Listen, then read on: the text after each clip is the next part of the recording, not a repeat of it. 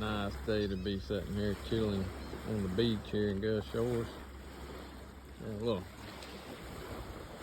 seagull will come up there to visit me, close to the water, trying to find something. The waves are gonna wash him up to eat. We got like something might have got, trying to get something. A lot of minnows, little minnows keep coming up when the waves wash in. Jellyfish are really bad today though. They have been really, they just all over it in the water when you look. Got a little sand castle somebody made.